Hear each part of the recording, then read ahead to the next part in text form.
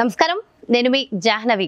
ఆధ్యాత్మిక పరంగా ఎంతో పరిజ్ఞానాన్ని మనందరికీ అందిస్తూ మనందరికీ అవసరమైన అనువైన పరిహారాల్ని తెలియజేస్తున్నటువంటి ప్రముఖ జ్యోతిష్య వాస్తు పండితులు, ప్రముఖ ఆధ్యాత్మికవేత్త, ప్రత్యంగిర అమ్మవారి ఉపాసకులు, అలంకార బ్రహ్మశ్రీ డాక్టర్ గుండెపూడి సుధీర్ శర్మ గురువు గారు ప్రస్తుతం మనతో ఉన్నారు. మాట్లాడేద్దాం. నమస్కారం గురువు గారు. శ్రీమాత్రే నమః, శ్రీ గురుభ్యో నమః. అయితే శ్రావణ మాసం మొదలైపోతుంది. శ్రావణ మాసం అనగానే మనందరికీ కూడా నిజంగా పండగ వాతావరణం, నెల మొత్తం కూడా ఒక పండగ వాతావరణం, పండగలానే ఉంటుంది ప్రతిరోజు. అయితే ఈసారి శ్రావణ మాసం సోమవారంతో మొదలవుతుంది. సోమవారంతో మొదలయ్యే శ్రావణ మాసం, అసలు సోమవారాల యొక్క విశిష్టత ఏమిటి? శ్రావణ మాసంలో శ్రావణ సోమవారాలు అంటే ఏమైనా ఉంటాయా? వీటికి సంబంధించి పూర్తి వివరాలు గురువుగారి మాటలు అడిగి తెలుసుకుందాం. నమస్కారం గురువుగారు. శ్రీమాత్రే నమః, శ్రీ గురుభ్యో నమః. అయితే గురువుగారు, ఈసారి శ్రావణ మాసం సోమవారం నుంచి మొదలవుతుంది, ఆగస్టు 5వ తారీఖు నుంచి. అయితే శ్రావణ సోమవారాలు ఇందాక మీరు ఏదో మాటలు అంటున్నప్పుడు విన్నా నేను. శ్రావణ సోమవారాలు కూడా ఉంటాయి. సాధారణంగా మంగళవారాలు తెలుసు, శుక్రవారాలు తెలుసు. శ్రావణ మాసం మనకి ముఖ్యంగా రెండు ఆయనాలు, దక్షిణాయనం, ఉత్తరాయణం. అలాగే దక్షిణ భారతదేశం, ఉత్తర భారతదేశం. చాంద్రమానం, సౌరమానం, రెండు మానాలు ఉంటాయి, రెండు కాలాలు ఉంటాయి. సూర్యుడిని ప్రధానంగా తీసుకునేదేమో సౌరమానం, చంద్రుని ప్రధానంగా తీసుకునేదేమో చాంద్రమానం కదా. మనం ఏదైనా ముహూర్తం రాసేటప్పుడు స్వస్తి స్త్రీ చాంద్రమానేనా అని రాస్తాం, కానీ ఉత్తర భారతదేశంలో స్వస్తి స్త్రీ సౌరమానేనా అని రాస్తారు. అందుకనే నార్త్ ఇండియన్స్ అంటే ఉత్తర భారతదేశీయులు ఎక్కువగా అమావాస్యను బాగా పూజ చేస్తూ ఉంటారు. దాంట్లోదే దీపావళి అమావాస్య పూజ, లక్ష్మీదేవి పూజ, ఇదంతా కూడా చేస్తూ ఉంటారు. మనం చంద్రుని ప్రధానంగా తీసుకుంటాం కాబట్టి పౌర్ణమిని పండగ చేసుకుంటూ ఉంటాం. అవును. మనకి అమావాస్య నుంచి అమావాస్య వరకు ఒక నెల, అవునా? పాడ్యం నుంచి బహుళ అమావాస్య వరకు ఒక నెల. కానీ ఉత్తర భారతదేశం వాళ్ళకి పౌర్ణమి నుంచి పౌర్ణమి ఒక నెల. అవును. మొన్న ఆషాఢ పౌర్ణమికి వాళ్ళకి శ్రావణ మాసం ప్రారంభం అయిపోయింది వారికి. ఇప్పుడు వారికి శ్రావణ మాసంలోనే ఉన్నారు. అంటే ముందుగా 15 రోజులు ముందే ఉంటారు వాళ్ళు. ఈ సౌరమానానికి చాంద్రమానానికి ఉండేటువంటి తేడా అది. ఇక్కడ మనం చంద్రుని ప్రధానంగా తీసుకుంటాం కాబట్టి చీకటిగా ఉండేటువంటి రవి అధిపతిగా ఉండేటువంటి కార్తీక మాసాన్ని శివుడికి విష్ణుమూర్తికి ప్రీతిగా చేస్తూ ఉంటాం మనం కదా. అంటే కార్తీక మాసంలో కార్తీక పౌర్ణమికి కృత్తికా నక్షత్రం వస్తుంది. కృత్తికా నక్షత్రాధిపతి రవి కాబట్టి ఆ మాసానికి రవి అధిపతి అవుతున్నాడు. కాబట్టి అది చీకటి మాసంగా మనం కార్తీక మాసంలో ఈశ్వరుణ్ణి విష్ణుమూర్తిని ప్రార్థిస్తున్నాం, పూజలు చేస్తుంటాం. అలాగే వాళ్ళకి మరి చీకటి మాసం ఏది? చంద్రుడు అధిపతిగా ఉండేటువంటి మాసమే చీకటి మాసం. ఉత్తర భారతదేశీయుడు. మనకి వాళ్ళకి పూర్తి వ్యతిరేకం తేడా. ఇక్కడ శ్రావణ మాసంలో పౌర్ణమికి శ్రవణ నక్షత్రం వస్తుంది. శ్రవణ నక్షత్రం అంటే చంద్రుడు. ఇది చంద్రమాసం, అది సూర్యమాసం. మనం సూర్యమాసాన్ని ప్రధానంగా చేస్తారు, వాళ్ళు చంద్రమాసాన్ని చీకటి మాసంగా చేస్తూ ఉంటారు. వాళ్ళకి సూర్యుడు ప్రధానం కదా, సౌరమానం కదా. అందుకని వాళ్ళకి ఇది కార్తీక మాసం కింద లెక్క. అంటే అంత పవిత్రమైనటువంటి రోజు. అందుకనే కాశీలో కార్తీక మాసంలో ఇతర రాష్ట్రాల నుంచి వచ్చేటువంటి జనాలు ఎక్కువ మంది ఉంటారు, కానీ ఉత్తర భారతదేశీయులు తక్కువ ఉంటారు. కానీ శ్రావణ మాసంలో ఉత్తర భారతదేశీయులు ప్రతి ఒక్కరూ కూడాను, చాలామంది హిందూ దేవతల్ని నమ్మేటువంటి వాళ్ళు, హిందూ ధర్మాన్ని పాటించేటువంటి వాళ్ళు కాశీకి తప్పనిసరిగా వెళ్ళి దర్శనం చేసుకుని వస్తారు శ్రావణ మాసంలో. శ్రావణ సోమవారం అంటే కార్తీక సోమవారంతో సమానం వారు, అంత విశేషమైనటువంటి. అంతేకాకుండా సరే, అది సౌరమానం, చంద్రమానం, ఇదన్నీ తీసి పక్కన పెడదాం. చంద్రశేఖరుడు అని పిలుస్తుంటాం ఈశ్వరుణ్ణి. చంద్రుణ్ణే నెలవంకనే ఆయన శిరస్సున దాల్చాడు కాబట్టి చంద్రశేఖరుడు అని పిలుస్తూ ఉంటాం. పౌర్ణమికి శ్రవణ నక్షత్రం వస్తుంది, చంద్ర ప్రధానమైనటువంటి నక్షత్రం కాబట్టి చంద్రశేఖరుడికి సోమవారం చేయడం కూడా ఒక విశేషమే. అది శ్రావణ సోమవార ఒక విశిష్టత. ఈ శ్రావణ సోమవారాలు ఏం చేయాలి, ఎలా చేస్తే ఈశ్వర అనుగ్రహం కలుగుతుంది అంటే, ముఖ్యంగా చెప్పాలి అంటే శ్రావణ మాసం, ఇప్పుడు మన కార్తీక మాసం ఎట్లాగైతే శివకేశవులకు భేదం లేకుండా పూజ చేస్తూ ఉంటామో, అలాగే శ్రావణ మాసం కూడా శివకేశవులకి చాలా ప్రీతికరమైనటువంటి మాసం. ఎందుకంటే శ్రవణ నక్షత్రంలో పుట్టింది ఎవరు అంటే సాక్షాత్ వెంకటేశ్వర స్వామి వారు. ఆ చంద్రుడు ఎవరు అధిపతి అంటే ఎవరి దగ్గర ఉంటాడు అంటే ఈశ్వరుడు దగ్గర. మరి ఇద్దరికి సమానమైనటువంటి మాసమే కదా. కాబట్టి ఈ శ్రావణ సోమవారం అనేది కార్తీక మాస సోమవారంతో సమానమైనటువంటి ఫలితాన్ని ఇచ్చేటువంటి వారమే శ్రావణ సోమవారం. ఏ విధంగా జరుపుకోవాలంటారు దీన్ని? అందులో ఈ సంవత్సరం మనకి ఇంకో విశిష్టత ఏంటంటే సోమవారంతో ప్రారంభం అవుతుంది, మరలా సోమవారంతో సంపూర్ణం అవుతుంది కాబట్టి 5 సోమవారాలు వస్తాయి. అబ్బో. ఆహా. శ్రవణ మాసంలో 5 సోమవారాలు వస్తాయి. అది చాలా విశిష్టత. మనకి ఎప్పుడన్నా కార్తీక మాసంలో 5 సోమవారాలు వస్తే అబ్బా అనుకుంటాం మనం. అవును. అలాగే శ్రావణ మాసంలో సోమవారాలు రావడం, 5 సోమవారాలు రావడం అనేది చాలా విశిష్టమైనటువంటి రోజు. ఇక్కడ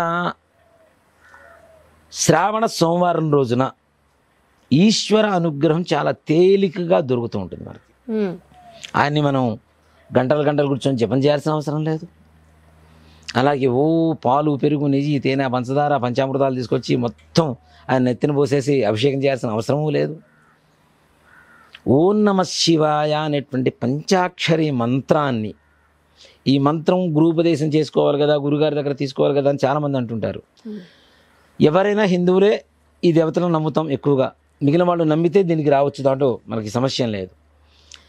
ఎవరికైతే అక్షరాభ్యాసం చేస్తామో అప్పుడు ప్రతి ఒక్కరు కూడా ఓం నమ శివాయ సిద్ధం నమః అని చెప్పి పంచాక్షరి మంత్రాన్ని ఆది గురువే మనకి ప్రసాదిస్తూ ఉన్నాడు. తండ్రి మనతో రాయిస్తుంటాడు కదా, అప్పుడే పంచాక్షరి మంత్రోపదేశం జరిగిపోయింది, ప్రతి ఒక్కరికి జరిగిపోయింది.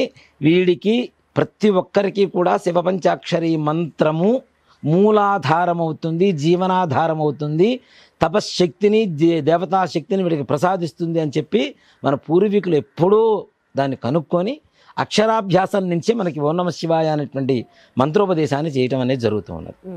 కాబట్టి ఓం నమ శివాయ అనేటువంటి పంచాక్షరి మంత్రానికి వేరే గురువుగారి ద్వారా ఉపదేశం తీసుకోవాల్సిన అవసరం అయితే లేదు. సోమవారం పంచాక్షరి మంత్రం జపం చేసుకోవటం. భోళాశంకరుడు ఆయన నెత్తన ఒక చెంబు నీళ్లు పోసి ఒక్క మారేడు దళం పెడితే చాలు. ఈశ్వరుడు ఐశ్వర్యకారకుడు. అక్కడ మనం పెడుతున్నది కూడా మారేడు దళం. మారేడు దళం అంటే ఎవరు? లక్ష్మీదేవికి నివాస స్థలం. ఇప్పుడు మారేడు ఫలాన్ని ఏమంటాం మనం? శ్రీ ఫలం అంటాం. శ్రీ అంటే లక్ష్మి కదా. అంటే మారేడు దళాన్ని ఆయన తీసుకొని అందులో ఉండేటువంటి లక్ష్మిని మనకి ఇచ్చేటువంటి వాడే ఈశ్వరుడు. ఈశ్వర తత్వం కూడా అదే. ఏది మనసుకు పట్టించుకోకురా అని చెప్పడమే ఈశ్వర తత్వం. నీళ్లు పోస్తూ ఉంటాం, జల జల జల జల మొత్తం జారిపోతూ ఉంటాయి. నీ మనసులో ఏది కూడా ఎక్కువ పెట్టుకోవద్దురా అని చెప్పడమే. ఒక భగవంతుని తప్పితే ఇంకేవి మనసులో పెట్టుకోవద్దురా అని చెప్పి ఆ జలజల నీళ్ళు మొత్తం జారిపోతుంటాయి కదా. శివుడి మీద నెత్తిన నీళ్లు పోస్తూ ఉంటాయా? ఉండవు కదా. అలాంటి తత్వమే శివతత్వం. పంచాక్షరి మంత్ర జపం చేసుకోవటం. ఈ శ్రావణ మాసం 4 రోజులు కూడాను ప్రదోష కాలంలో శివుడికి ప్రదక్షిణం చేయటం. అంతకుముందు కూడా మనం చెప్పుకున్నాం, చండీశ్వర ప్రదక్షిణం అని చెప్పి ఒక ప్రదక్షిణం ఉంటుంది. ఆ చండీశ్వర ప్రదక్షిణం చేయటం. ఇంతకంటే మాకు ఉత్తమమైనటువంటి మార్గం కావాలి. ఏమిటి అంటే, సకల శని బాధలు తొలగిపోవాలి అంటే 16 సోమవారాల వ్రతం అని ఒక వ్రతం ఉంటుంది. 16 సోమవారాల వ్రతం.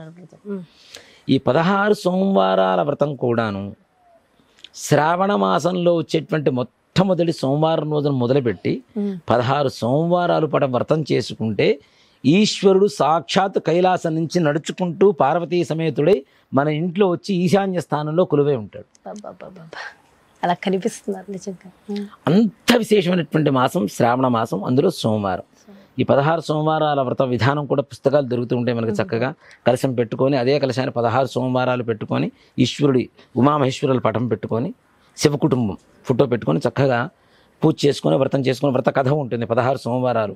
చక్కగా వ్రత కథ చెప్పుకొని, అక్షతలు శిరస్సును దాల్చుకొని 16 సోమవారం రోజున శివుడికి అభిషేకం చేయించుకొని వ్రత ఉద్యాపన చేసుకోవడం అనేది ఈ 16 సోమవారాల వ్రతం.